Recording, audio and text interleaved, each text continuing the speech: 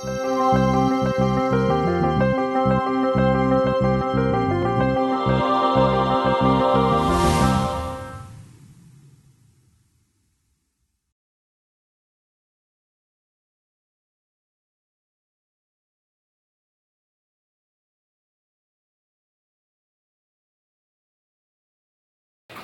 the morning at the Kremlin and its museums, and I've never seen so many beautiful things in my life in one day before.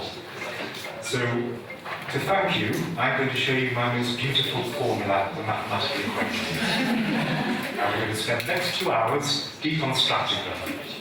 I'm joking. I have been told that not everybody here is a mathematician.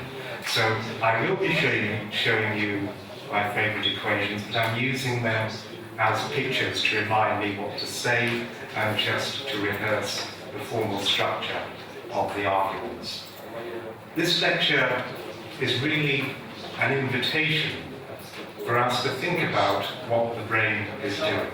And I'm going to take the perspective that the brain is optimizing something. The question is, what is it optimizing? So I'm going to ask you to stand back from psychology or machine learning or education or artificial intelligence and just ask the simple question: what is it that we want to achieve? What quantity do we want to optimize? And I'm going to offer an answer which is indeed borrowed from statistical physics, a variation of free energy, but it has a very different meaning and interpretation for us.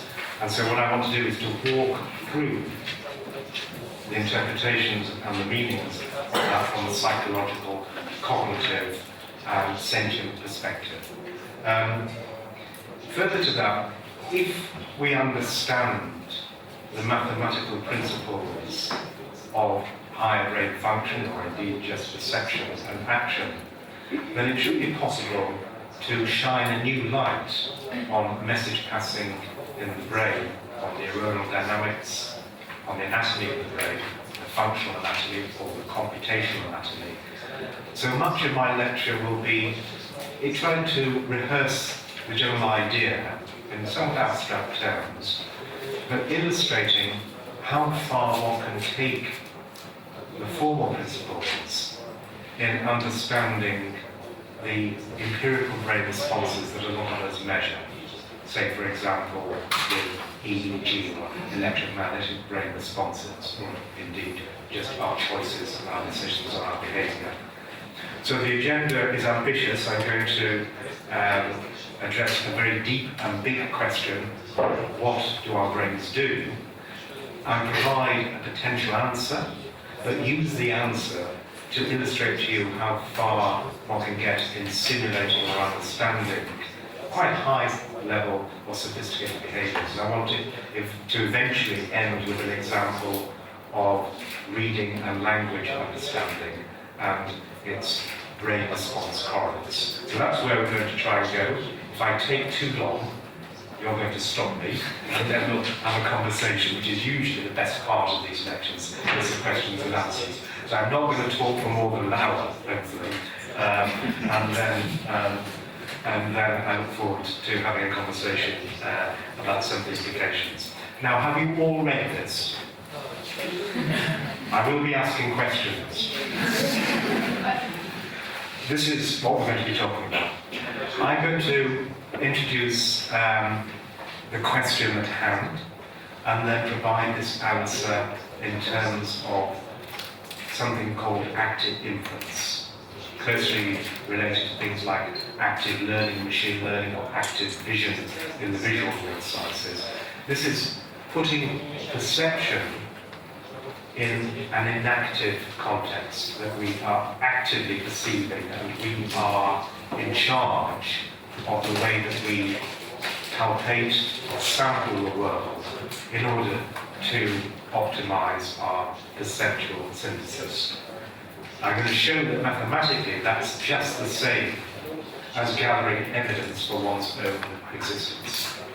And I'll explain that connection in about 5 or 6 slides. All of this self-evidencing, this active perception, this active inference, rests upon predicting worlds actively, having a model of how the world works and how the world supplies our sensory organs with sensations and stimulation, observable outcomes. And that's known as a generative model, a model that generates sensory consequences from the causes out there which we want to understand. So I'm going to spend some time illustrating the kinds of generative models that we use to simulate behaviours either in animal studies or in economic games, and the resulting or ensuing belief updating that we can then look at as if we were electrophysiologists or brain mappers. And that's from the principles to the process theory. So making a distinction between the principles of optimization that we're going to be talking about, active inference and self-evidencing, to the neuronal processes that are occurring in your head at the moment that we can measure as neuroscientists and cognitive neuroscientists. I'll briefly rehearse some empirical predictions. I'll go through this quite quickly because I want to get to the end, which is some of the most advanced applications of these ideas to understanding functional architectures of the brain. And that's the use of deep generative models that have a deep hierarchical structure, both in terms of abstraction, but also in terms of time. Exactly the sort of models that you would need to generate language. And I'm going to turn that on its head by saying these are the models that we use to understand language. And I'm going to present some very simple simulations of reading and show that they produce the same electrophysiological responses that we use in classical paradigms like the mismatch negativity or P300 paradigm. So let me just start very abstractly and very simply. Imagine you are an owl, you are a bird of prey, and you're hungry. So what are you going to do? Boris, what are you going to do? Search. Perfect. In that one simple answer, search, there is a whole range of hidden truths about what we are trying to optimize. So here's the owl searching, and there's the unhappy prey who's about to be eaten by the searching owl. So clearly, if I'm hungry, the first thing I'm going to do is to resolve my uncertainty about where the prey exists, where here the mouse exists. And it's that notion of searching, resolving uncertainty, that underwrites everything that I'm going to talk about for the next 50 minutes. It's important because there are two ways you could write down, and here are the first of the formulas, but I repeat, please do not worry about the maths. They're just here to remind me about different ways of thinking about things that you can write down in computer code or indeed mathematically. There are two ways you can write down the objective for living, for the owl or for you or for me. First of all, we could write down an expression for things that we do, control variables in engineering, which we'll call U at this point in time, as maximizing the value of some states of the world if I did that thing. And then what I would be able to do is to create a policy pi that for any given current state, if I apply this action, I will move to the next state, and then I will maximize the value of being in that next state. So this is the notion of a value function of state giving rise to a state action policy. It requires you to believe in and commit to the idea that for every state there is a label which tells you how valuable that state is, and then all you have to do is to choose the action that takes you from this state to the most valuable state. But that's not going to work to explain searching. For the simple reason that if searching is all about reducing uncertainty, then we know immediately, because uncertainty is an attribute of a belief. It's not an attribute of the thing, it's an attribute of the belief about something. Then the function that we need to optimize has to be a function of a belief. And if the belief is about something, then that's a function of a function of something. Mathematically, that's called a functional. So what we actually need, or the alternative way of viewing this, is that our best action at this point in time maximizes the functional of beliefs about states of affairs, states of the world, if I did this action you here. And I'm going to describe this belief in terms of probability, a posterior probability distribution over different states. Again, don't worry about the maths, just remember that Q is a probabilistic belief, and that gives a very different sort of optimization scheme. So we've moved from a value function of states of the world to a functional of beliefs about states of the world. Furthermore, the notion of searching tells you something else very important. It means that it matters whether I search for my prey and then I eat it, or I try and eat it and then search for it. So time and order really does matter, which means that you can't just write down an objective function as a function of beliefs. You have to define a policy, which is a sequence of actions in a particular order. So now what we have is a notion that there is a best policy that entails or prescribes a sequence of actions in a particular order. In machine learning or control theory, this is known as sequential policy optimization.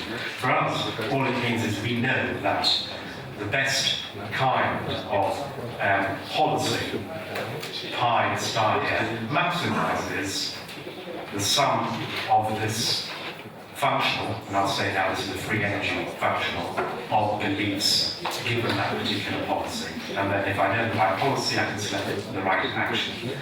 So these two contrasting ways of writing down formally what living things do, emerge in many different guises, in many different contexts. So the notion that you can explain behavior in terms of optimizing a value function rests upon Bellman's optimality principle, and from this you'll find lots of examples: optimal control theory, dynamic programming, deep reinforcement learning, expected utility theory in economics, backwards induction, and so on and so forth. Some of these you may have heard of, some of which you don't, but they all have in common this commitment to a value function that can describe everything we do in terms of an optimization. The other approach, which is the approach that we are going to pursue, is based upon a principle of least action. So action here is just basically a time integral or a time average of an energy, and I've just said that F is a free energy. So this path is an action, and we're going to maximize that action so that we choose the optimum action. And this is the free energy principle, also known as active inference.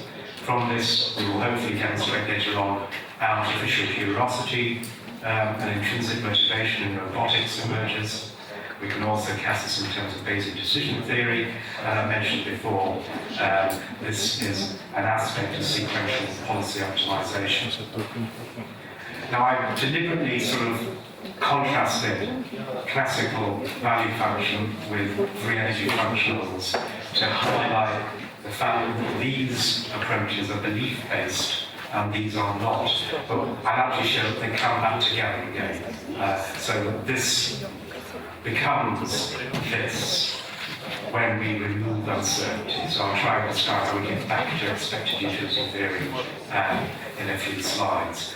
But for the moment, let's just focus on what this quantity is. And I'm going to give you one answer, and I'm not going to motivate it. There is a deep backstory here from statistical physics and Bayesian mechanics.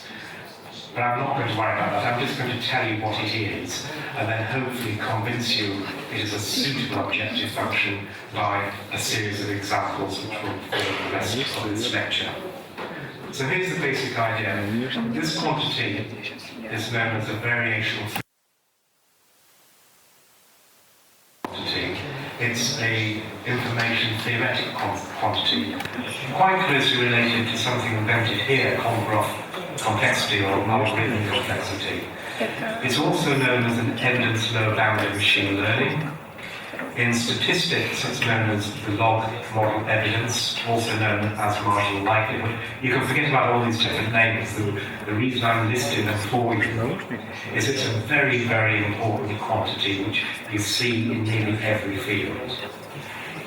The fact that it's called Bayesian model evidence gives me a license to describe this optimization self-evidence. We'll see why that works in a moment.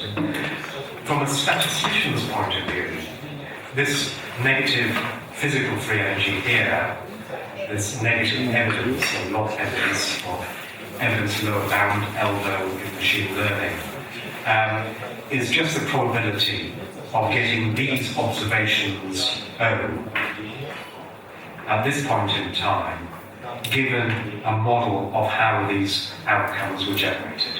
And I'm going to beat that model. From a statistician's point of view, you can always write this quantity, this evidence, as complexity, this negative evidence as complexity minus accuracy, or log evidence as accuracy minus complexity.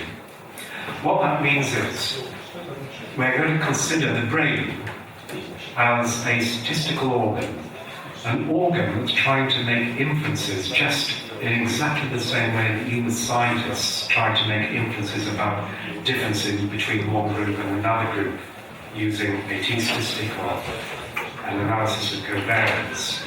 The brain is doing exactly the same thing with its sensory data. It's trying to test different hypotheses, different beliefs about how those sensory data were caused, and it's doing so by maximizing the Bayesian model evidence, which means that it is trying to find the simplest, minimally complex explanation that provides an accurate account of the sensory data.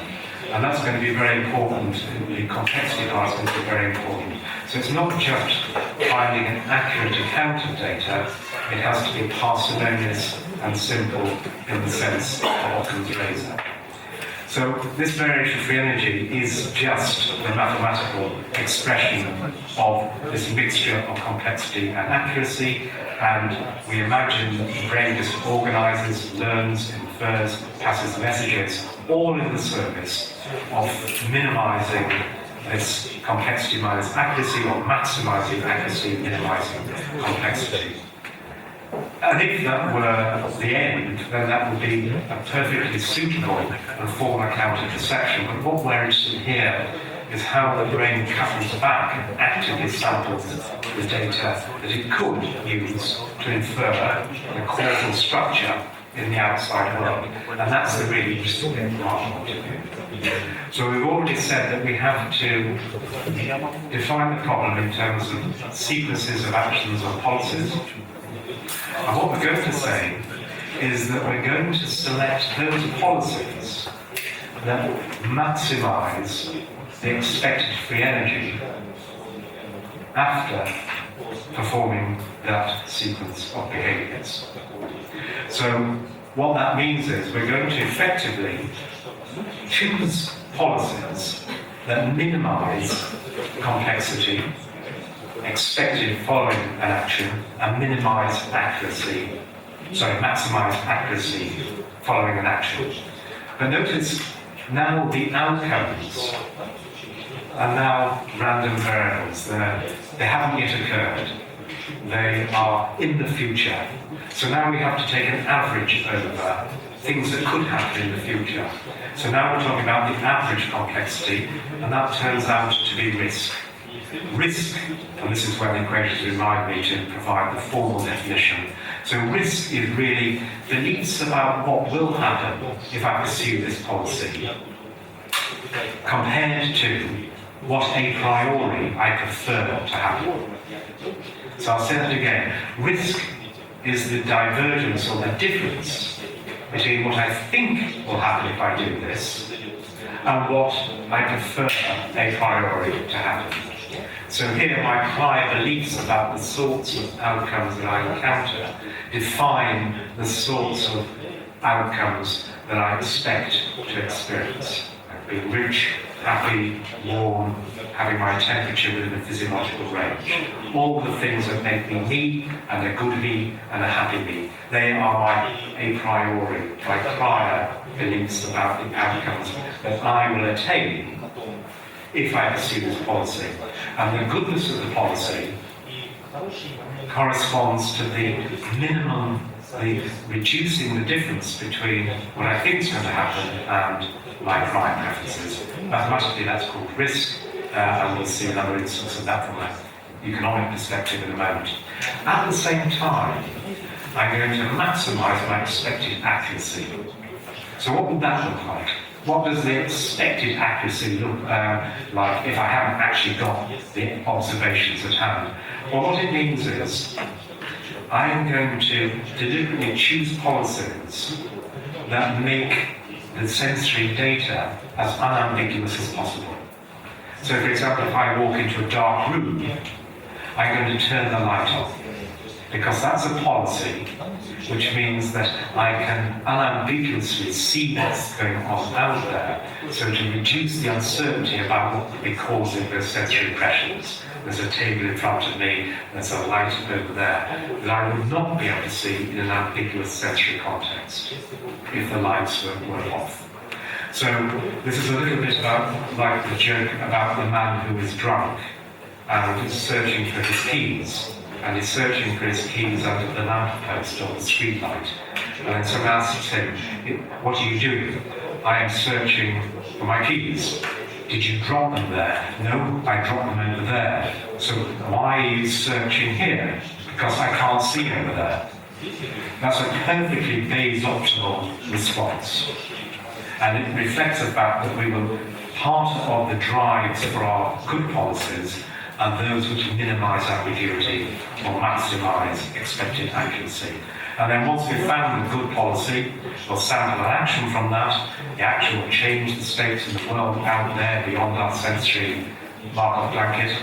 And that world will then supply new observations, and then we'll do our perceptual synthesis again, find the simplest accurate explanation of what's going on, use our beliefs about states of the world to roll out, simulate another future under another policy, select the policy that minimizes the risk and ambiguity, select the action, and so the perception action or the action perception cycle continues on and on and on, all in the service of minimizing risk and ambiguity, minimizing expected surprise or negative free energy, which is just uncertainty. In physics, it's also called entropy.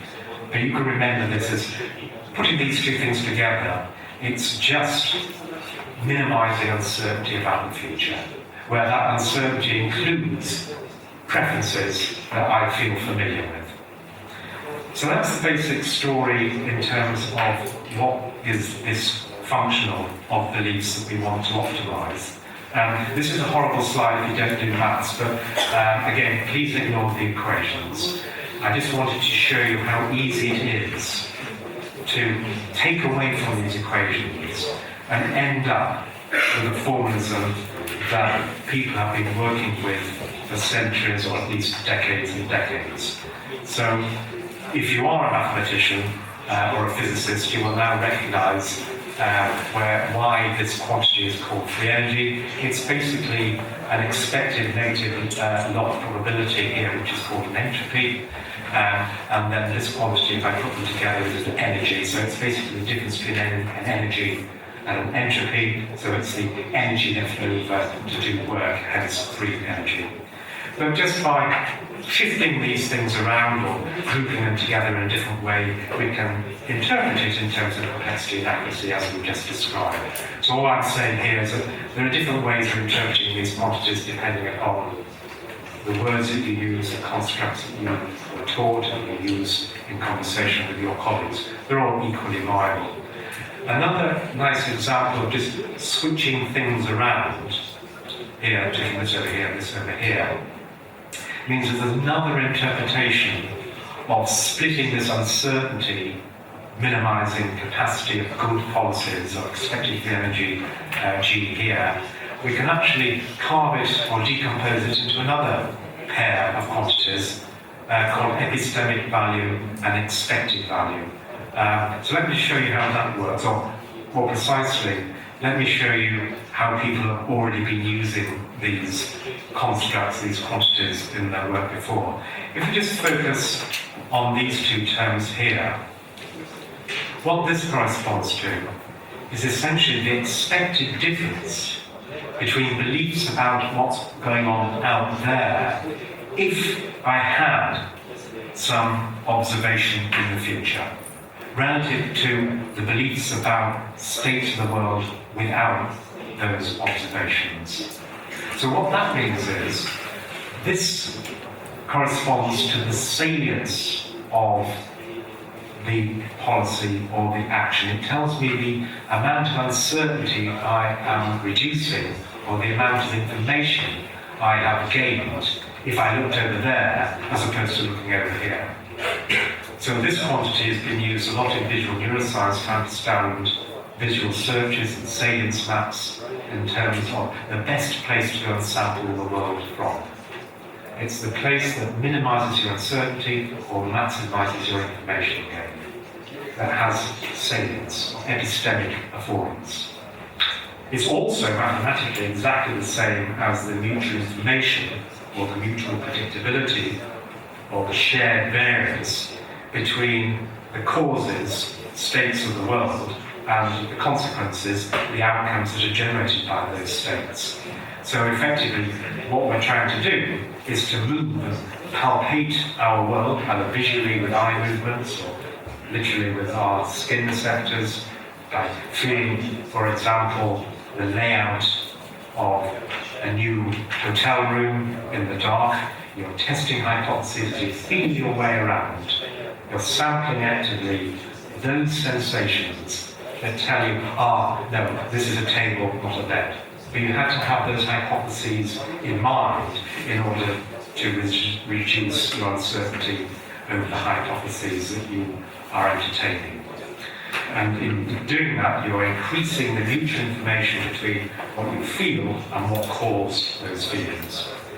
So that's a very important aspect of this uncertainty-reducing imperative, this free energy function of beliefs. Let's make things a little bit simpler. So now I'm doing what I promised before. I'm going to get back to the value function. But if you remember before, I said the difference between the value function and the free energy functional is that one is belief-based and the other is not.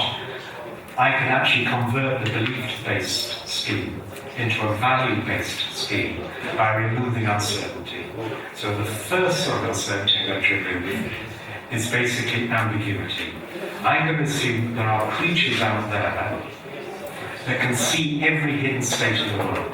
There's no sensory noise, there are no hidden states of the world. And what I see with my sensory organs, my observations, my outcomes are the states that I'm observing. So S's become O's and O's become S's.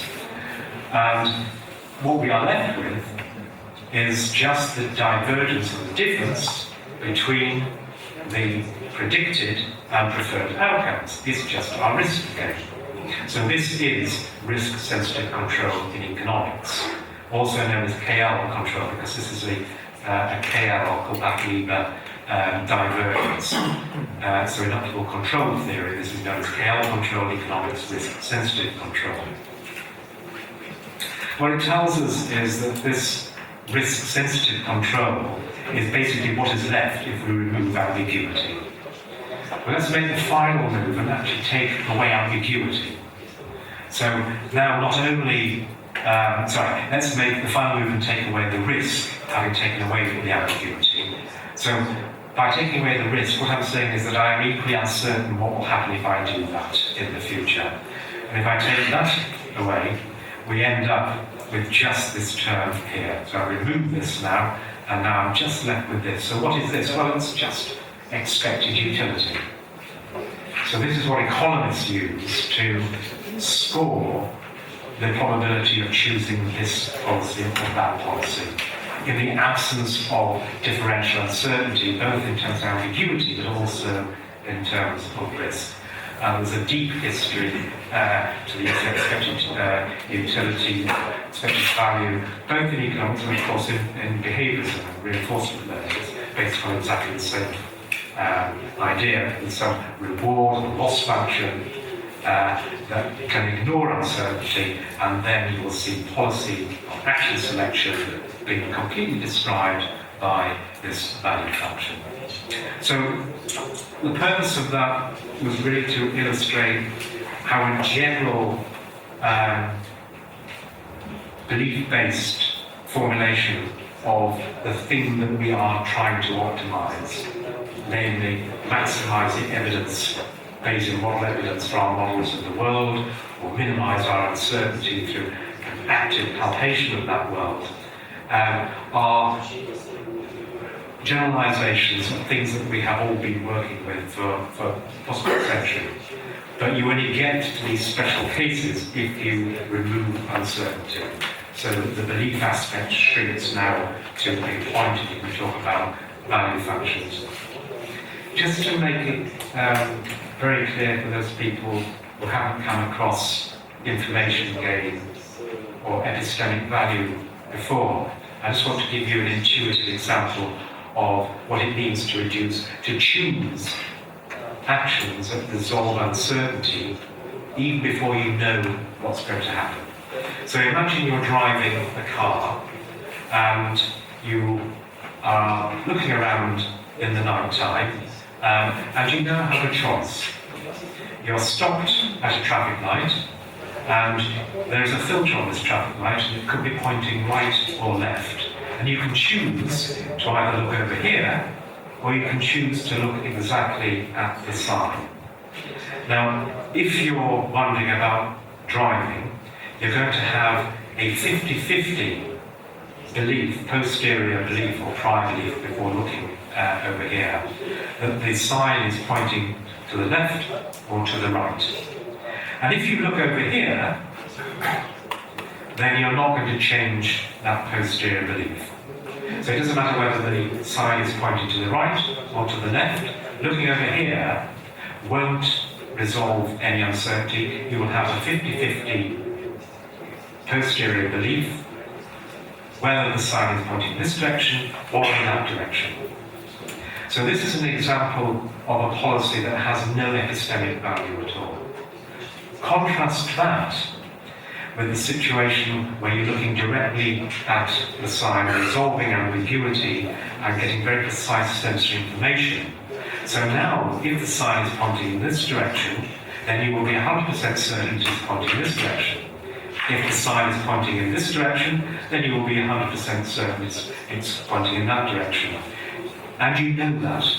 And you know that before you've even made an eye movement.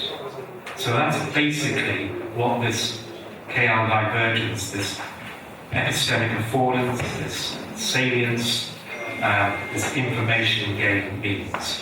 You can, if you know the way the world works, and you know and have a generative model of the consequences of your active sampling of that world, you can work out in advance what the best move is to make to reduce your uncertainty.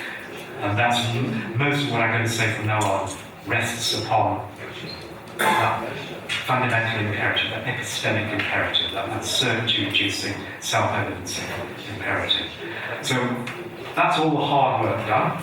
Now we're just going to see some pretty examples and simulations to show what it looks like in simulations.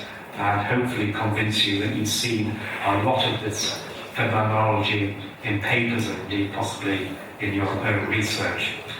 I should say, I made a joke about the mathematics and the formula before, and perhaps I should excuse why we use the mathematics so much. There's a simple reason that if you really want to understand something, as Richard Feynman used to say, you have to be able to build one. And to be able to build a little creature that does the paradigms that we ask our subjects or our experimental animals to do, you need to be able to write down the software, and you need to be able to write down the mathematical formula upon which those software are generated. So that's our motivation. It's really to create little in silicon creatures that we can expose to the same experimental paradigms or lesions as real creatures, and then see what this belief updating, this active inference self-evidencing looks like, and then can see if we can see the same kind of empirical phenomenology in real creatures. So that's the excuse or the motivation for it, but it does require you to commit to very particular and well-specified models that are used by creatures, living systems, when explaining their paradigm or their world. And a very general one, again, please ignore the equations, we're going to walk you through with the graphics on the model, is called a Markov decision process. So with this single and same model, we have modeled an entire range of different kinds of behavior, ranging from waiting games to foraging in a tea maze, the sort of bats would do, through to reading, we'll see an example of that later, through to active curiosity and problem solving. So many different kinds of paradigms can be modelled with this one very general generative model. So I'm just going to briefly take you through to give you one worked example, just to give you a feel for its simplicity, in case in your future work you want to use these kinds of models to simulate your paradigms. So the idea is, we need to generate outcomes, things that can be a creature or something like me would be able to observe, see, hear, feel.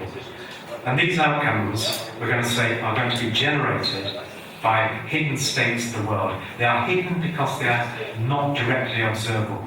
We can only observe our sensations, we can't see directly the causes of those sensations, so they're often referred to as either latent or hidden states.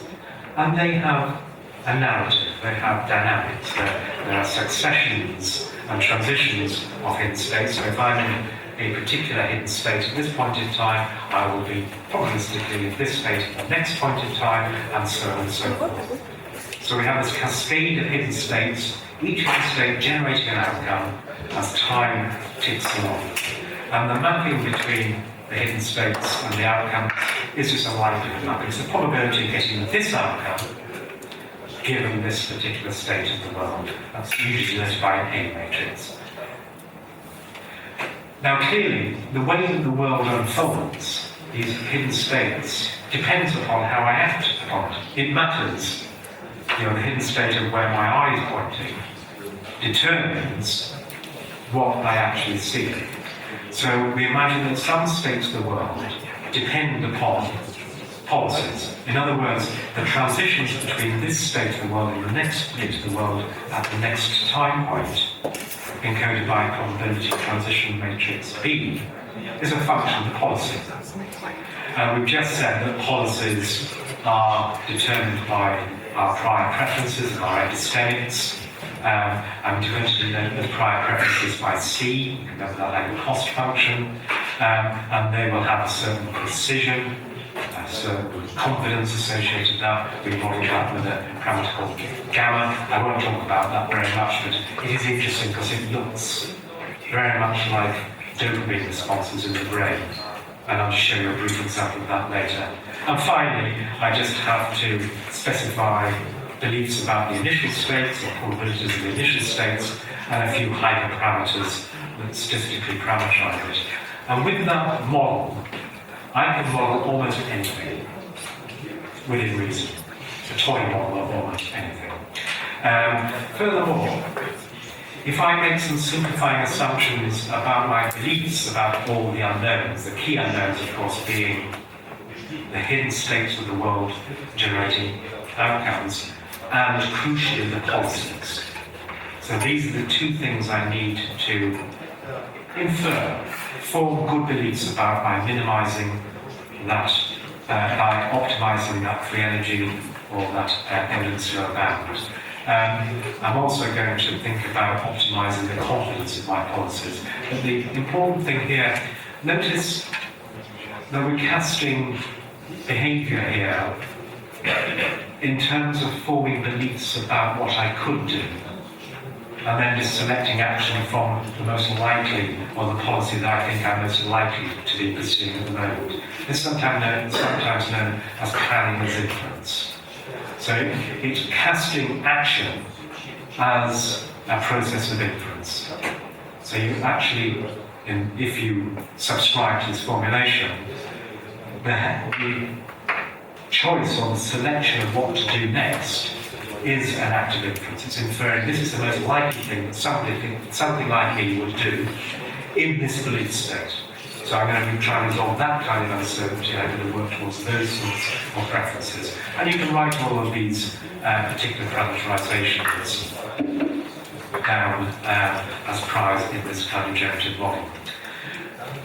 If you then just apply something in physics called a mean field approximation, just parameterize these beliefs with normal forms of probability distributions, you can then just go and get some off-the-shelf mathematics to describe the belief updating and the message passing that having that sort of generative model means for you as a brain.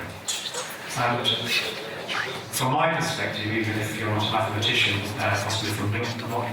possibly not from your perspective, but from my perspective, the results are remarkably simple, and more importantly, look very, very similar to the dynamics of belief updating as you actually see in simplified versions of brains. So remember before I said there are just three things we don't know in this model: state of the world, policies pi, and the precision or confidence placed with those policies. And it turns out that the solutions that optimize that free energy functional can be expressed here as a non-linear function of linear mixtures of beliefs about the past and the future and observations now. And this starts to look very much like a very simple neural network model.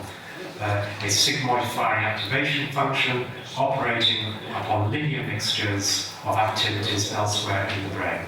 A very, very simple expression that now starts to provide a metaphor for neuronal responses and belief updating as encoded by neural firing rates. Here, the expectation about being in a particular state, one state, or another state. Notice also, this implies expectations about the past and the future. So written into this generative model is an elemental form of memory and prospection, postdiction and prediction, memory for the past and the future. So there's a sense of time and progression implicit in this updating. If we look at policy selection, it's simply a softmax function of this expected free energy or the goodness of a policy, and this is a classic softmax response rule used in economics and much of reinforcement learning. Interestingly, the confidence 1 over gamma here looks as though it's updated according to something that is very similar to a reward prediction error, which takes us off in a very different direction, in the direction of dopamine and the relationship with reward prediction errors. But I want to move on to optimizing the parameters of this model itself. And again, it's very nice because the update rules are the solutions that optimize this free energy functional look exactly like Hebbian learning. So you have these functions that have an associative term here, can't see that here because this is the D1, but if we were looking at the A1, you'd see the outcomes and the states coming together as a product, and a decay term here, and we just accumulate evidence by building connection strengths that then decay again as a function of time. And then finally we have our action selection here. And with these very simple rules, you can start to engineer or propose a very crude or coarse functional anatomy where observations come in, say, from the visual cortex. They are used to update beliefs about states of the world, so in the hippocampus over time. And these beliefs are then used to evaluate the goodness of a policy in terms of the expected free energy, the risk and ambiguity, which are encoded in the front parts of the brain, so the basal ganglia, corticothalamic loops, where the confidence in these policies may be mediated by, say, dopamine in the ventral tegmental area, and then they generate the next action that changes the world gives you the next observation, and so the cycle continues. They're very crude, but relatively simple understanding of the computational anatomy that you get to. So here's, I'll close now with two examples. One a very simple example of foraging in a maze, and then we'll come to a brief survey of advances in deep generative models of this sort that have been used to understand things like language comprehension and reading. So this is an example. I don't need to go through it in detail. In brief, what we have is a little rat or a mouse in a tea maze, and it likes rewards. And it's got two moves. It can make two moves, and it doesn't know whether the reward is on the right or on the left. What it also knows, though, is that there is an instructional cue at the bottom arm of the maze that tells it whether the reward is on the left or the right. So that presents an interesting choice for this mouse. It can go to one arm, and once it goes to one of the two rewarding arms, it has to stay there, which means that it can go there and get two rewards on 50% of the time, or it can go there and get nothing on 50% of the time. Or it can go down here to find out where the reward is, and then get, with 100% probability, the reward for half the time. So the expected value is exactly the same. But by going to the instructional cue, the epistemic cue, it can immediately reduce the epistemic part of expected free energy. Which means that if this mouse was minimizing was optimizing its expected free energy, or minimizing its ambiguity and risk, it should go, if we simulate those equations on the previous slide, with a generative model, which I've written down here to be appropriate for this paradigm, it should go and get the epistemic cue and then go and get its reward. And indeed, that's what it does. So it starts off, what I'm showing here is behavior over 32 trials in terms of where the reward was, whether it was on the left or the right, and the policy that it chose, the outcome, the amount of reward it got, and beliefs about whether the reward is on the right or the left in terms of the additional states. What I've done here is, after switching the reward after the first couple of presentations, I then left the reward on the left-hand side. And I want to see what's going to happen. So initially, as we might anticipate, the mouse goes and finds the epistemic cue, resolves its uncertainty about what to do, and then indulges in its risk-averse behavior, so then chooses the pragmatic preferred option by going straight to get the reward, and it's as happy as it could be. However, as time goes on, it now learns that, in fact, the reward is over there all the time.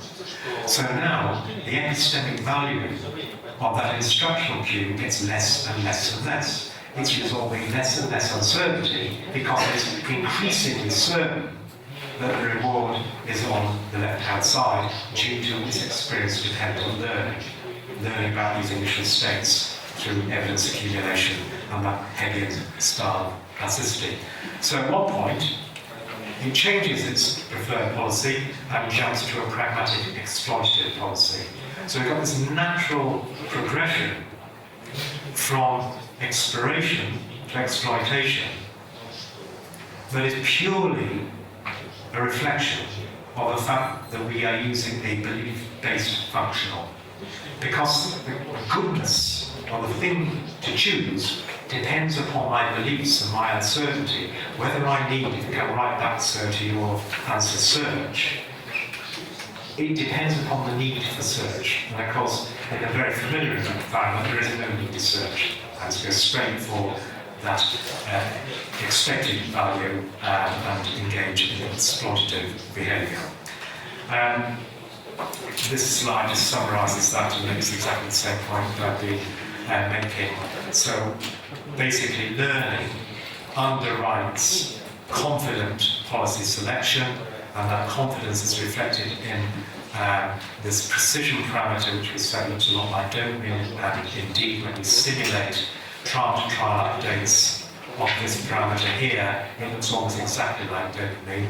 We can also look at simulations of these belief updates during a particular trial. So it makes a move, it sees this, it makes another move, because as soon as it sees anything, it has to iterate these equations in order to find the Bayes optimal solution, the self-evidencing solution, and that looks a lot like an event-related potential in electrophysiological research. And interesting, what happens is there's less belief updating when it's more familiar and confident about the environment. So you get an attenuation of these event responses, but an increase in the confidence because it knows exactly what's going to happen, and indeed what it expects to happen does indeed happen, and it happily goes and exploits its knowledge about where the reward is. So using that particular example, you can tell all sorts of stories. You can tell a story about the representation of the future and the past. So this is the beginning of the trial, the first map, the second move. And of course, as these beliefs are updated, what are beliefs about the future consequences of action now become memories about the past. So there's an interesting shift of time and temporal frames of reference that means that things that were once predictions become post-predictions. That becomes very interesting when you accumulate beliefs from trial to trial. It also allows you to think about evoked responses to the things that you will ultimately choose, as opposed to things that you are not going to choose. And there's a nice literature in the empirical papers showing exactly this form of saltatory divergence as time progresses in terms of selective responses shown by these expectation encoding simulated neural populations that mirrors or reflects exactly the empirical results. We can even plot these responses as a function of where the mouse is. And what emerges from this kind of architecture are place cells. That sometimes are very unambiguous, for example, the two rewarding locations, sometimes are a bit more ambiguous. We can also perform simulated oddball experiments, mismatch negativity experiments. So, these are the same results that I showed you before, but I'm now telling a different story about them using a different language, as if I were an electrophysiologist doing oddball paradigms. So what I can do is look at the belief updating, where this little mouse sees the same stimulus when it's familiar with it, and when it's not familiar with it, and does the same response, selects the same policy. So the only thing that's different between the perception and the action is its beliefs that it has accumulated through experience. And if I associate this with a standard stimulus and this with a novel or an oddball stimulus, we can compare the belief updating, take the difference, and indeed we can reproduce the phenomenology of the mismatch negativity. do the same thing with those simulated dopamine responses and show a classical phenomena in single unit electrophysiology in dopamine cells, namely a transfer of phasic responses from the rewarding cue, the unconditioned stimulus, to the instructional epistemic cue, which you can think of here as the conditioned stimulus. So again, nothing's changed really, other than I've told a slightly different story about the results that emerged from this little simulated rat. And all of them lend a degree of construct validity to this overall thesis that everything is in the service of self-evidencing, maximizing evidence from my generative model of the world, and selecting actions that minimize uncertainty, namely this ambiguity. So I'm going to finish now with a very quick run-through of exactly the same technology and ideas but applied to slightly more sophisticated generative models of the sort that people might use to understand language and generate language. Now, I like this graphic, not because it's educational, but because we spent a long time drawing it. No, again, that was a joke. It's a nice graphic because once you've written down formally what you think is driving message passing, belief updating, and behavior, you can now just extend that formalism by generalizing it to hierarchical structures. And when you do that, you start to see lots of emergent behaviors that now look a lot more like the kind of behaviors that psychologists study in human beings. So what we've done here is taken our standard little MDP model, states ticking over time 1, time 2, generating through the likelihood matrix A, an outcome here, and the transitions encoded by the B matrix depend upon some policies pi that are informed by the expected free energy G, the goodness of those policies. What we've done is put another one of these on top. Crucially, it operates at a slower time scale. So the outcomes from the process at the higher hierarchical level now cause things that don't change on the faster time scale. There are lots of things we could have chosen. We could have chosen the likelihood matrices, or we could have chosen the likelihood of a particular policy. We've actually chosen here just the initial state. But it means that the outcomes from the generative model's point of view of the higher level are in play for the duration of the state transitions at the lower level. And you can imagine putting a faster level below this, and a faster one. So you're writing in, you're baking in to your generative model, not only a hierarchical depth of abstraction, but also a deep diachronic or time depth, a separation of temporal scalings over time. And of course, that's what we need to understand language. I will have a representation of a sentence or a phrase at one level, and that's the same sentence or phrase from the beginning of the first phoneme to the end of the last phoneme. It's the same object. But at a faster time scale, this current word will change. But this current word is the same word from the beginning of the word's first time frequency glide, or phoneme possibly, to the last one. And as we keep going lower and lower and lower, we now generate faster and faster dynamics using this kind of model. So you may be asking, and that's all that these equations say, that they're just a hierarchical generalization of the first model we used for the rat into this deep diachronic structure.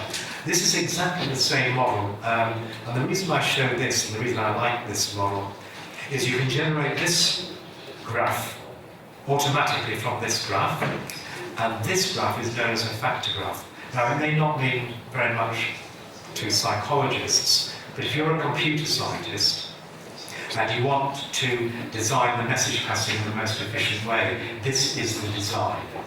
So what we're saying here, or what this figure says, if you can write down the form of your generative model, you have automatically written down the message passing graph, and at some level, a brain must be used in terms of connections and passing messages over these connections. For those of you who are interested, these factor graphs are interesting because they place the variables on the edges and the probability distributions at the nodes. That's why they're called factor graphs. So the probability distributions are the factors of my generative model, the marginals. You can forget that if it wasn't interesting. What it is interesting to remember is you can generate these things automatically, and once you've done that, you can start to make little brains in software that could actually be analog systems or very large-scale silicon integrated chips, for example, or classical computers, Turing computers. Anyway, so once you've written down that factor graph and you know the architecture of the message passer, you can actually go to neuroanatomy and ask, where are the isomorphisms in terms of the structure and the dynamics, the temporal scheduling of those messages in real brains? And it's an interesting jigsaw problem to solve, but there are lots of immediate parallels that become evident when you just look at the factor graph and you look at the textbook neuroanatomy. I've just sketched out some ideas here. We don't need to talk about this. The point is that there's a very interesting opportunity. Once you understand what has to be the computational anatomy, if you commit to this generative model approach and this self-evidencing formulation of belief updating behavior, if you commit to that, then you've got a necessary computational anatomy, you've got the empirical neuroanatomy that we presume does this computation, so now you can start to look for parallels and assign different roles to different parts of the brain. So, for example, in this instance, it looks as if the gluteus pallidum contains labels for policies, for example, just on the basis of the connectivity in reference to that factor graph on the previous stage. But let me finish now just by taking you through, conceptually, a generative model of a simulated agent is doing a very simple form of pictographic reading. So here, there are no letters, but there are little icons. And the position of these icons denotes a particular word. So an icon can be, comprises, each word, if you like, comprises two icons. There can be seeds, a bird, or a cat. And if the cat is next to the bird, that means the bird will flee, so that's the word flee. If the seeds are next to a bird, that means the word feed. The bird can feed on the words, on the seeds. If, however, there's nothing next to the bird, so the seeds are down here in the diagonal corner, that just means wait. So it's a very simple little language that we've arbitrarily invented. And the reason for sort of using this pictographic form is that the agent has to decide where to look. If he wants to read this word, look at the letters in the word, it has to decide where to look at. It can look over here, over here, over here, over here, as denoted by the locations 1, 2, 3, and 4. From the point of view of the generative model, what does that mean? Well, these are the states, the hidden states that you would need to generate an outcome. So what would be a sensory outcome? Well, a sensory outcome would be feeling that I'm looking at positions 1, 2, 3, or 4, or what I'm actually sampling or foveating at that time, which can either be nothing, seeds, a bird, or a cat. But to generate those outcomes, I have to know the configuration of these pictographic letters, where I am looking, and I've introduced another hidden state here, which is flipping, if you like, presenting words in upper or lowercase. So with those three causes, I can generate any particular outcome in a visual modality and a proprioceptive or feeling where I am currently pointing my eyes, modality. And because I have written down the generative model, I can use that standard message passing scheme of the previous slide to simulate inference. I can simulate what this little creature would do in terms of foraging for information by trying to understand what word it is looking at. But what I really want to do is to do that with some deep temporal structure, some diachronic aspect. I want it to actually remember the words it's seen. And from the point of view of the generative model, generate sentences or sequences of words. From the point of view of self-evidencing, inverting that generative model to recognize what this word is in the context of beliefs about what the sentence is. So to do that, I now have to put together 4 words on 4 different pages, if you like, and these 4 words are basically sequences of these 3 words here to produce a particular sentence: flee, wait, feed, wait. And I can classify those at an even higher level, which we actually did, but I'm not going to show here. So now if I know the sentence, I know the sequence, flee, wait, feed, wait, and I know where we are in terms of which page we're looking at, I can now generate the word, I can generate the word. If I am now given information about where I am looking and whether I flipped it or not, I can now generate the outcome. And if I can generate the outcome, that means I can invert the outcomes to make inferences and have beliefs about the sentence. So I'm going to take that factor graph, that computational anatomy, and this generative model, and then simulate reading in terms of where this agent looks to try and accumulate evidence and build posterior beliefs about the sentence it is reading. And the actual sentence it is reading is flee, wait, feed, wait. And these are the expectations at the lowest level about what is actually there at the lowest level. And the key point made in these simulations is you can have very precise beliefs about what you would see if you looked over there, even though you never actually looked there. Now these precise beliefs come from this deep structure. So for example, you can see that in the first move, or the first saccadic move, to the second word, at no point does it actually sample a stimulus that is either seeds or birds. It sees nothing on either sample, and yet it knows, because it knows what could possibly happen in terms of the alternatives and the structure of the sentence, that the solution has to be seeds up here and birds up here, and indeed its posterior beliefs is hallucinating effectively in a very positive and basoptimal way the existence of these percepts, even though we never looked there. And you see evidence of that if you look in detail at the sequence of saccadic eye movements as they form beliefs, they resolve uncertainty, they respond to epistemic affordance, and go and get the next sort of information that will resolve uncertainty about what this agent is looking at. I've shown the same results here, but in a different format, just to emphasize this separation of temporal scales. So these are beliefs at the higher level about one of 6 sentences that this synthetic agent was looking at.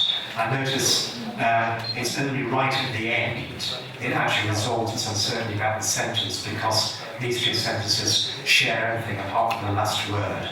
So it knows obviously immediately it must be looking at one of these 2 sentences, because the first word is unique to these 2 sentences, but the last word disambiguates. So this uncertainty evolves slowly and is maintained slowly, and is only resolved at the last word. In contrast, the beliefs about what particular word I am currently looking at develop much, much more quickly. So these converge to a particular posterior belief, and then that is equals evidence for the higher sentence-based belief, and then we start again as we go get a new outcome, a new outcome, and a new outcome as we hard select different visual impressions. And I've tried to indicate that in terms of this separation of temporal timescales dictated by and only by the belief updating. Just want to make the point again that what you actually see in these in silico creatures is very similar to what you see as an electrophysiologist. So, for example, pre-saccadic delay period activity in the prefrontal cortex, shown here in a raster format, looks very similar to the kind of responses observed in some of the unit recordings shown here in terms of a bar chart. Furthermore, if we look at the deflections associated with the belief updating on a stimulus by stimulus basis, we see something that looks very much like the perisaccadic evoked potentials during active vision in monkeys. And I just want to close by pursuing that, just by focusing on the responses to stimuli towards the end of the sentence. And I'm going to play a trick on this little creature.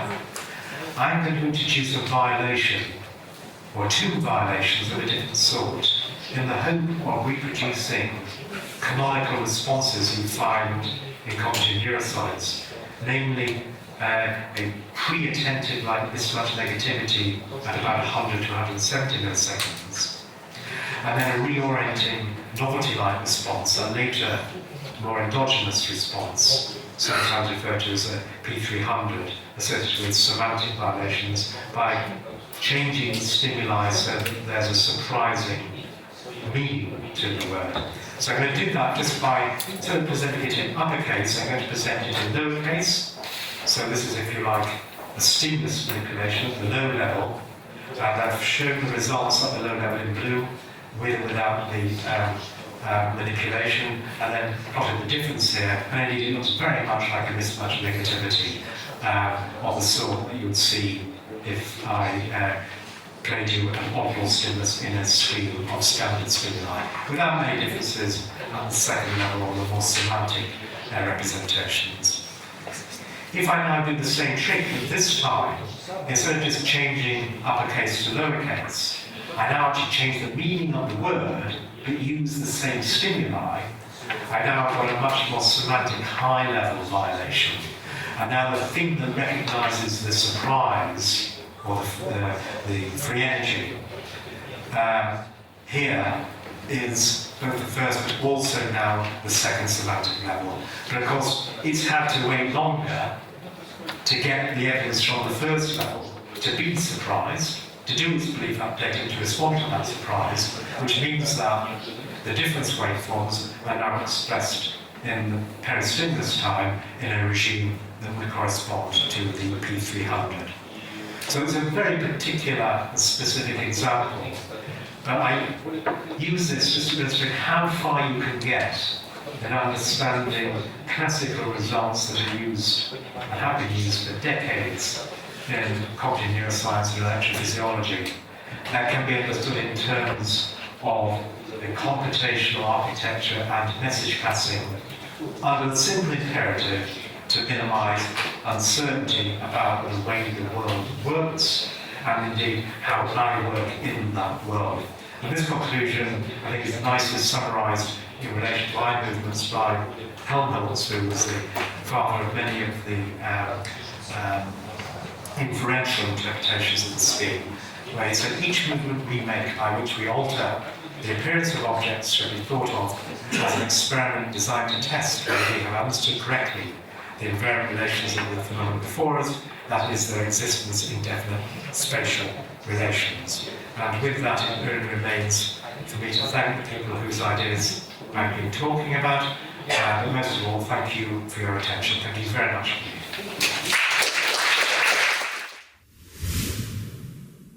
Exactly to the biological reality. So to clarify something, can we return to your first example with the O? And so I have two questions related to this first example. The first one is how, in terms of how can you describe in your theory the hungriness of the O? Why is all hungry. Yeah. And why the bird has a belief that the prey should be caged.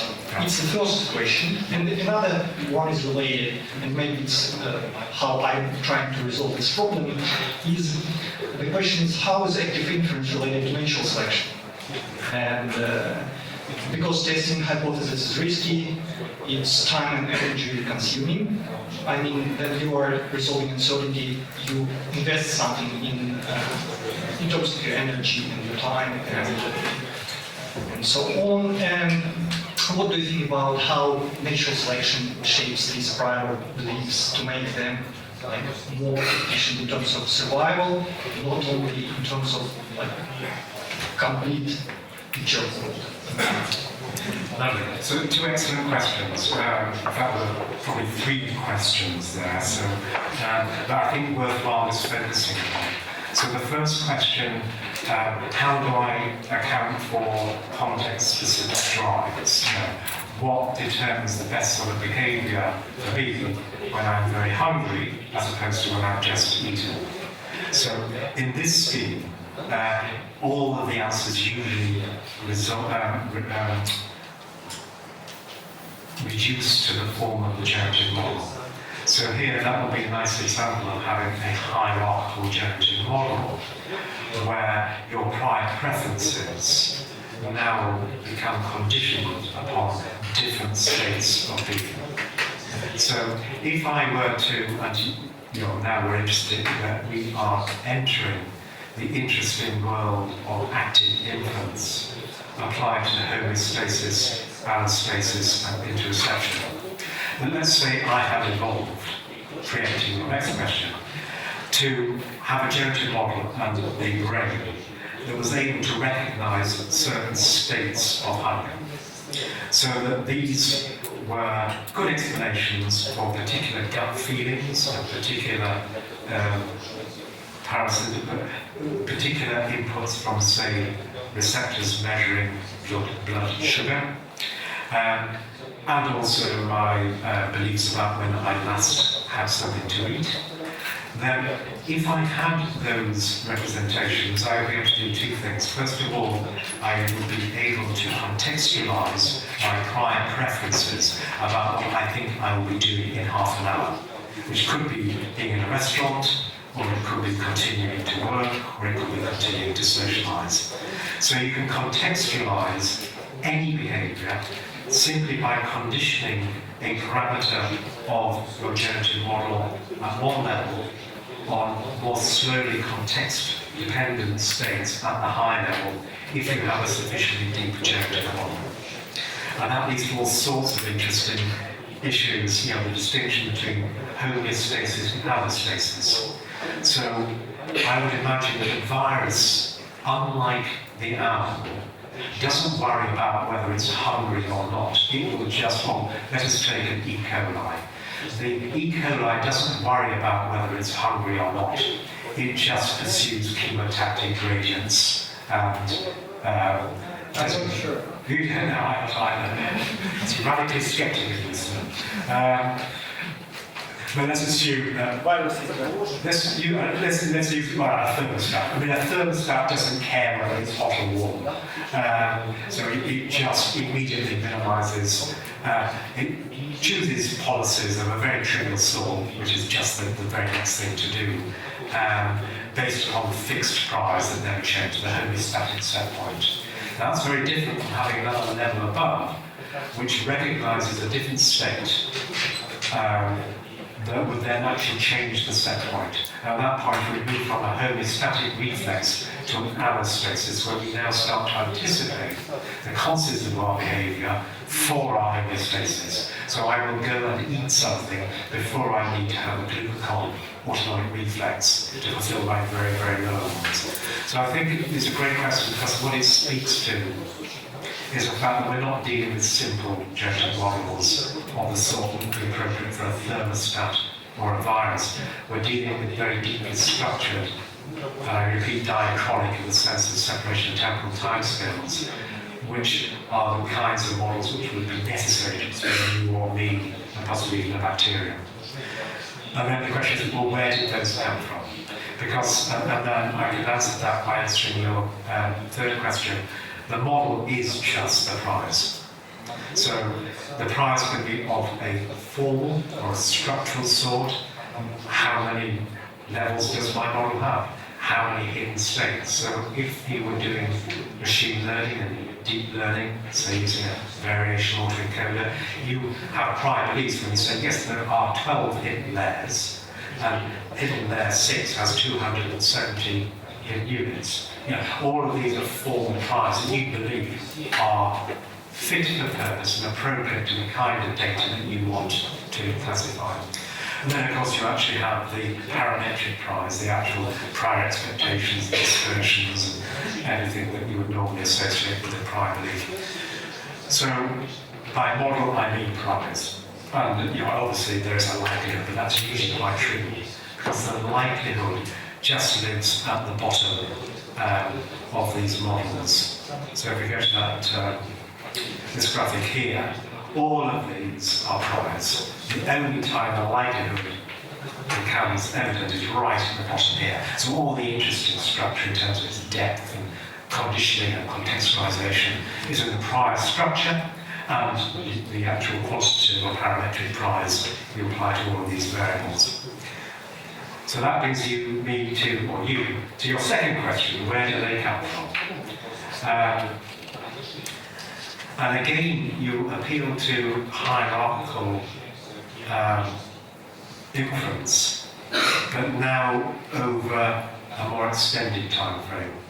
So from the point of view of a statistician, the way that you would learn the good priors for a particular environment or a particular set of data via manifold learning, for example, or structural learning, will be used Bayesian model selection.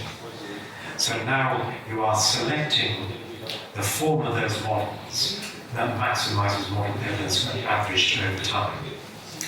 And if you look for the physiological phenomena of that, it could be things like mindfulness or sleep. I will be giving a lecture that illustrates that point towards the end at some point this week, so there'll be an opportunity to discuss this further. But probably more interesting, I think, is neurodevelopment. Which is the next level up. But as you've hinted, all of this takes place at an evolution timescale. So the way that mathematically you bring all of these things under the same principle is to interpret natural selection as Bayesian model selection. And that's actually very easy to do. And not only that, but in the past 10 years, people have now started to interpret in theoretical biology the models or the dynamics of natural selection in terms of Bayesian filtering. So, for example, the replicator dynamics or the replicator equation or the price equation. These can be fairly easily shown to be with a few simplifying assumptions. They can be shown to be Bayesian filters or Kalman filters. So what you're saying is that evolution is just nature's way of doing Bayesian model selection to change or to select those models, those prior structures, those phenotypes that have the greatest evidence. What do you mean by evidence? The likelihood that they are there.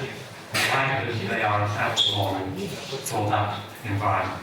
So from the environment's point of view, it is testing the hypothesis that this is a good fit for me, the environment, or this phenotype, or this phenotype.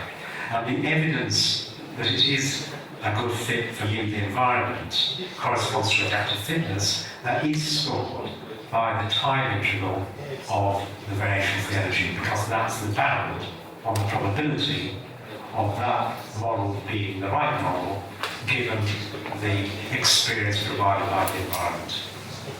So the answer is, it all comes down to evolution, but it's exactly the same process, it's operating very, very, very slowly. And in that context, you wouldn't think about the phenotype as being the individual, you think about conspecifics, the cycle of life, the model selection occurring over a developmental cycle. Does that make sense? Yeah. Very nice. Thank Thank you very much for the talk. I have a small question about, it's not small, but about human evolution. Is it possible, in terms of your theory, to describe, just to describe and explain the huge quality difference between humans and other animals? And is there, maybe in that presentation, but in the theory, any hint that you think will help solve this problem? Thank you. Yes, well, it is a short question. Actually, yes, I think possibly a short answer, because I think it speaks very much to what we were just talking about. I think it's just the depth of the generative model that distinguishes the kinds of structures that you associate with me and you, as opposed to, say, a dog, as opposed to, say, a fish, as opposed to, say, an insect, as opposed to, say, a single-celled organism. So just the distinction between single-celled organisms and multicellular organisms immediately speaks to a sort of hierarchical aspect and a nesting aspect. But if you take that further and just think, what kinds of hierarchical extensions would make you you as opposed to a bacterium, or me as opposed to a bacterium? I think the answer is in this the depth in time. I think that's basically it. I think it almost reduces to the very simple observation that you and I plan, and the bacterium doesn't.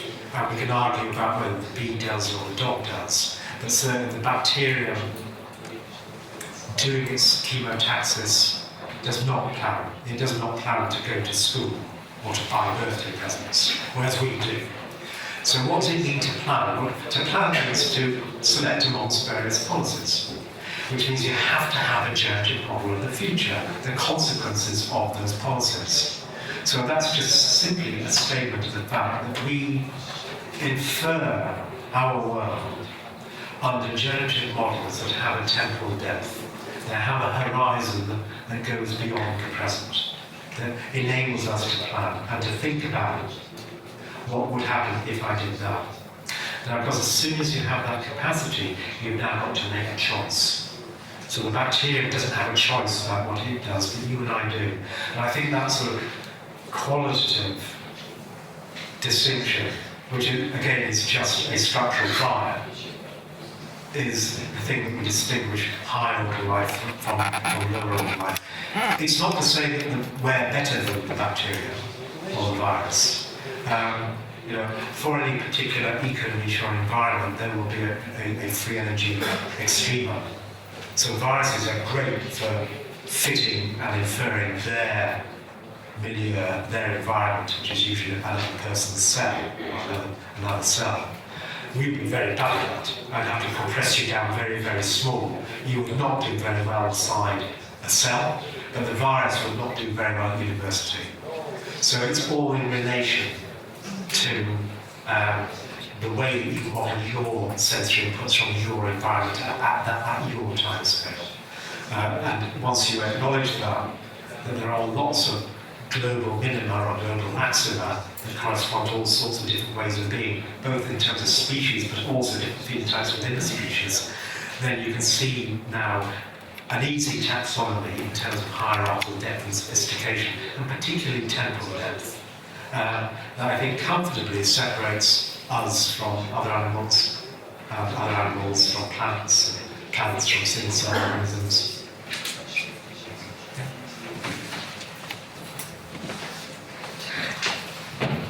Mr. Friston, thank you very much for the lecture again. As I said at the very beginning, I would like to put it like a little bit away from, let me say, scientific point of view towards a bit kind of theoretical future prediction, whatever. Do you think it is possible, first question, to fit current state of psychoanalytical outlooks towards personal belief, motivations, and beliefs into the scheme that you're describing, like saying that those beliefs that are kind of like wrongly, put into the person, and they could also be kind of hidden states for the person, which is not recognizing it, right?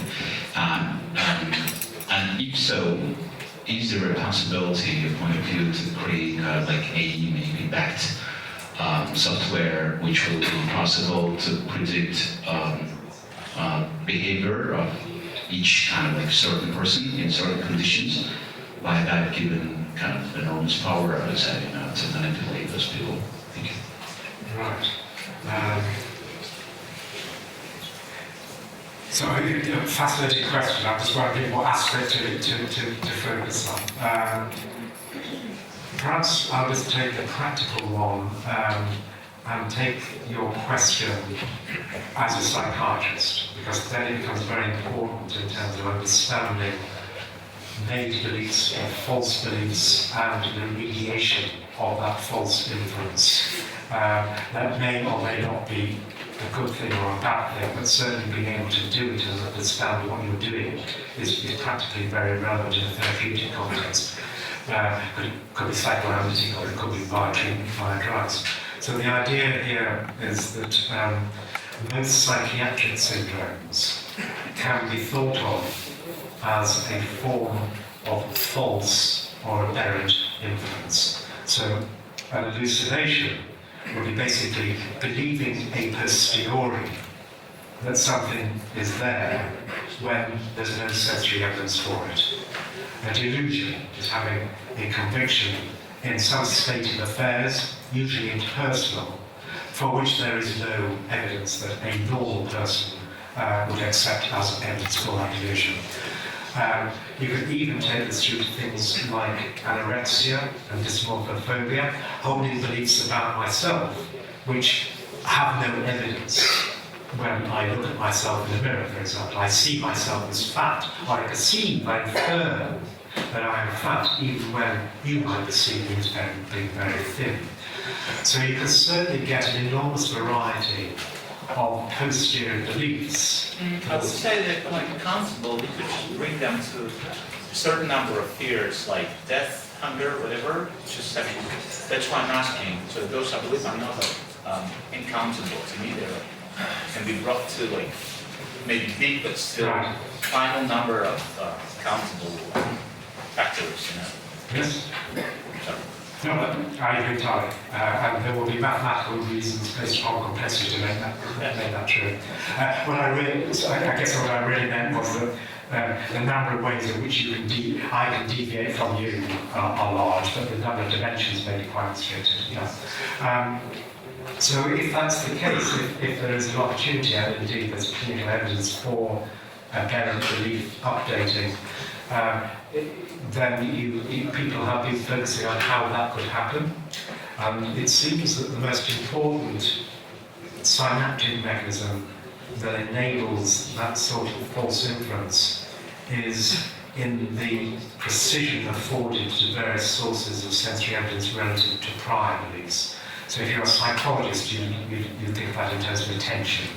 So now the game becomes shifting from how we form our beliefs or update our beliefs to how we attend to different things. And we were talking just before about this being the same mathematical problem as knowing what is fake news versus non-fake news in a millennial society and where news and social media becomes big data, but the real problem is really to select what you accredit or assign a precision that enables that sort of information to update your beliefs. So I think in terms of understanding the mechanics of belief updating and intervening in that either therapeutically or for commercial reasons, like in advertising, for example, it's probably going to be all about how you manipulate attention and what you mean by attention and the physiological mechanisms of attention. And also, just gaining some high-level control over attention to be able to mentalize it. So there are certain forms of attention which we have I don't have any control over, which it may be possible to learn to control with suitable mindfulness training, for example. So saccadic suppression. So this is the phenomenon when I move my eyes as I look around the room. During the motion of the eyes, I do not see the optic flow. I don't see the world sweep past. All I see are the static samples that I then integrate into a coherent theme. So that saccadic suppression is a very interesting example of temporarily ignoring or reducing the precision of the likelihood mapping here in a very, very temporally precise way, which you cannot affect by beliefs higher in the model. Now imagine that you now had a connection in the generative model that, say you felt hungry, so we were talking about contextualizing before. Say there was some higher level representation of self, or myself, state of self at this point in time, that could actually get in and then suspend that saccadic suppression. So you could choose whether to see the world moving when you move your eyes or not. In fact, to a certain extent you can. This is in the old Helmholtz trick. You can see what it would look like if you just push the side of your eyeball and you see the world shift. So there are ways of getting around it if you have a sufficiently deep generative model. So my answer to your question, I'm not sure what the implications were in terms of the ethics of it or the weaponization of that, which is another issue, of course.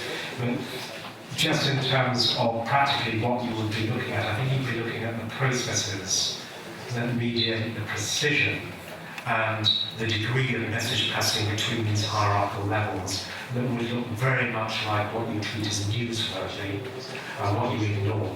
And if you can get control of that for yourself and possibly for a patient, then you may well have an enormous therapeutic. Thank you. I wasn't talking like exactly about therapeutic effects, like improving the situation. I was talking about like prognostication of this system which is still being bad. You know. So. Can you give me a concrete example? Just. Well, it is same thing, like as you said, advertisement rate. So it's not like kind of like changing human attitudes, explaining how them facts are bad or whatever, you know, not advertised as, right? But they just predict what kind of disorder will react to this kind of, like, what will be the way that people with this or that kind of disorder, not psychiatric, but like at the like kind of epithelial level, you know, cutting in, to this certain message, like the non-hydrogenized fats are bad. So will they still buy? Will they still like, will they say no? Will they say yes? I'm talking about kind of like prognostication model, not like improvement, but just improvement of the management, not improvement of agents themselves. So almost in economics context then? Socially, politically, whatever, like as you say, militarizing or like whatever, so. Yeah, I don't know because this particular mathematical formulation hasn't really got that far. It's penetrated theoretical biology in terms of multi-agent games, eco-niche construction and ethology. So there are simulations of how multiple agents eco-niche construct and constrain their own conversion behavior. And there have been sort of multi-agent simulations at the level of cells organizing to form patterns and coalitions.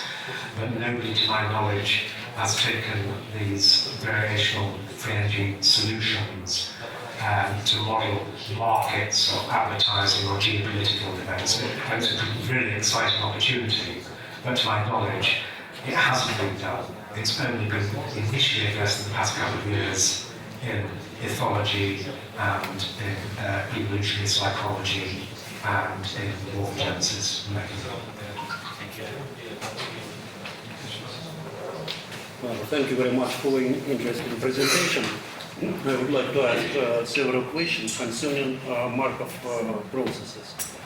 First of all, the principal feature of Markov processes is that the future is determined by the past only via the present. Is this fact resulted from the application area, or is only the simplification to be able to solve mathematical problems associated with problems to solve? The second question is, on the slide devoted to activity and currents, there is two magnitudes, entropy and energy. Entropy is non-dimensional, energy is dimensional. How do you explain the difference between them? And the third question, do you really solve ordinary differential equations to predict behavior of Markov models? Thank you very much. Right, thank you. So 3 easy questions there. Does anybody want to answer on my behalf? We're probably only a physicist to answer that. So can I answer as a physicist? So really interesting question, the first one. To what extent are Markovian independences or Markovian process assumptions implicit in the Markov decision process model for convenience, or do we think, or does one think that these are the only kinds of generative models that are fit for the universe in which we live?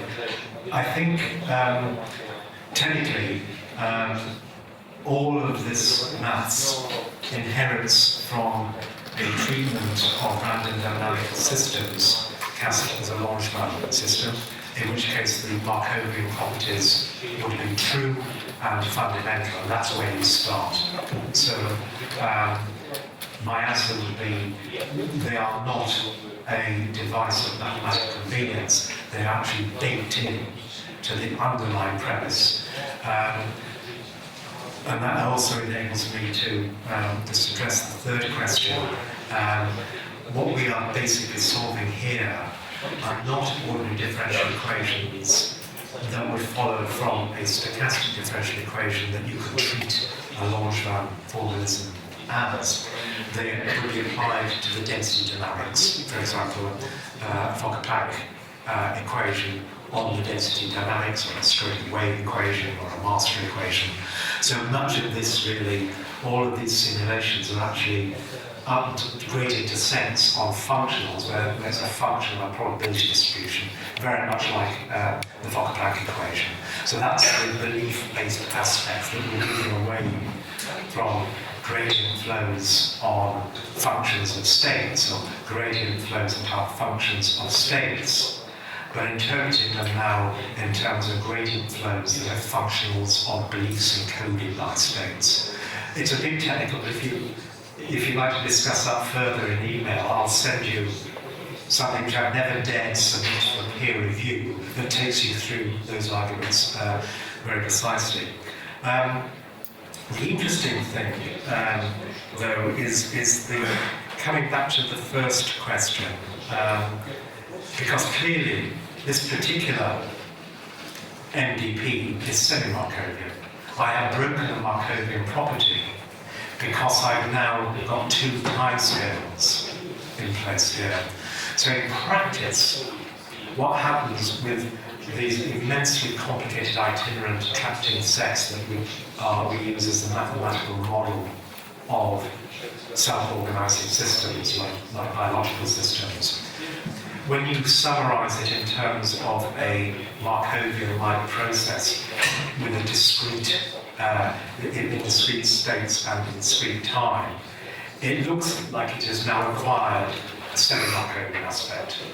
So it is interesting that from the purely Markovian physics of it, due to the complicated nature of the systems that we like to study, when you find the free energy optimizing models, they turn out to be hierarchical with that breaking the simple Markovian to make them into semi-Markovian. So at that point, I think the discrete Markov decision process does become a mathematical approximation to what is actually a continuous time Markovian process that looks as if it's lost its simple Markovian property because it's just become so itinerant, so complicated, so structured, and so interesting from a biological perspective. Is that a reasonable answer? Thank you very much. Yes.